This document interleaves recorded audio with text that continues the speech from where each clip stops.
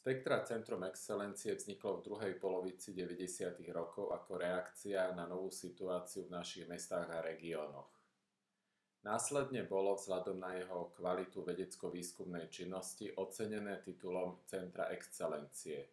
Vzniklo ako medzinárodné interdisciplinárne centrum, združujúce rôzne vedené odbory, spolupracujúce na problematike priestorového rozvoja.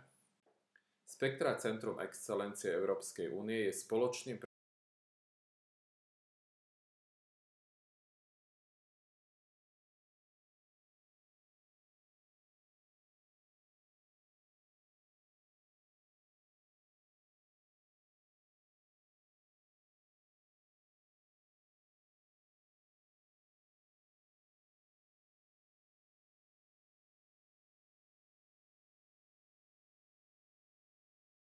je aj strategické rozhodovanie.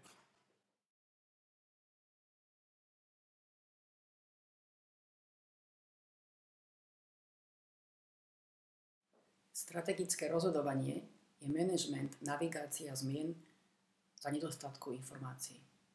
Uskutočňuje sa prostredníctvom inovácií v rozhodovaní a zmierňovaním dopadov globálnych zmien.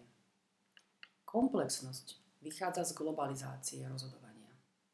Globálne prostredie otvára priestor netradičným aktérom, firmám, záujmovým skupinám, jednotlivcom, najmä nadnárodným hráčom, ktorí si uplatňujú svoje záujmy a individuálne stratégie rozhodovania od lokálnej po globálnu úroveň. Takto narúšajú tradičnú legitimitu reprezentatívnej demokracie. Zvyšuje sa tým neistota informácií a náhodné javy na lokálnej úrovni spôsobia škody globálnych systémov. Napríklad povodne, suchá v Mexiku, zdražia jablka v Bratislave.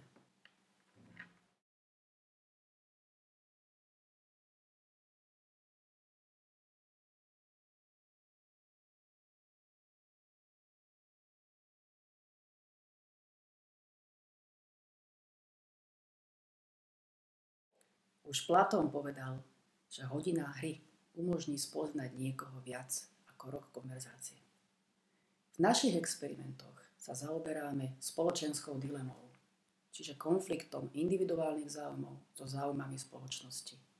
Väčšinou ide o konflikty trhu a spoločnosti a verejného záujmu. Tento vzťah je osobitne problematický u zdieľaných zdrojov, kde si mnohopočetní užívateľia konkurujú pri využívaní zdroja. Zároveň nie je možné vylúčiť efektívne zo spotreby žiadnych užívateľov. Jedná sa o lokálne zdroje, voda, pôda, prírodné zdroje, ale aj o verejnú dopravu, verejné priestory či globálnu klímu. Nadväzujúc na celoživotné dielo profesorky Elinor Ostrom, ktorá za tento výskum v roku 2009 získala Nobelovú cenu, a v rámci medzinárodného tímu Centra inštitucionálnej diverzity Arizona State University Spektra skúma význam kooperatívnych rozhodovacích stratégií a samosprávnych režimov pri hospodárení so zdieľanými zdrojmi, najmä lesa.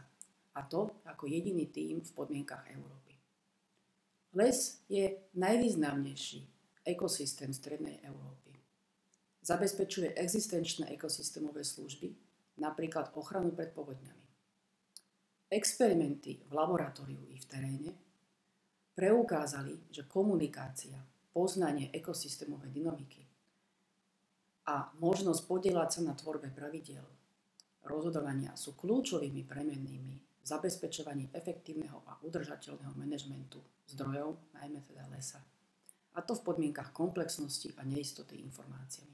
Všetko s nákladmi nižšími ako centrálna regulácia. Náš experiment bol pre účely vzdelávania a popularizácie vedy upravený pre základné školy s cieľom rozvíjať u detí schopnosť kolektívne a zodpovedne rozhodovať o spoločensky významných hodnotách životného prostredia. Deti, ak preukážu environmentálne šetrné hospodárenie v lese, získajú živú sadenicu stromčeka. Projekt Experimenty, ako ich nepoznáme, predviedli deti základnej školy Teplická a Vazlová na Noci výskumníkov v roku 2011 a 2013. Takže deti, ja vám veľmi pekne ďakujem za to, že ste s nami dnes zahrali hru Lesná hra. A ja som sa chcela opýtať, že čo si myslíte o tom, čo treba v lese robiť? Starať sa o ňo. Áno, a ako sa treba starať? Takže nebudeme odhadzovať len tak odpadky, zbierať. Budeme tamto čistiť.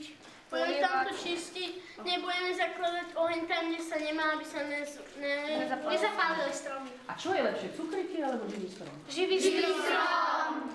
Ďakujem pekne. Čo sa vám najviac páčilo na ne? To, že sme vyhrali strom. Ďakujem veľmi pekne, boli ste zlatí.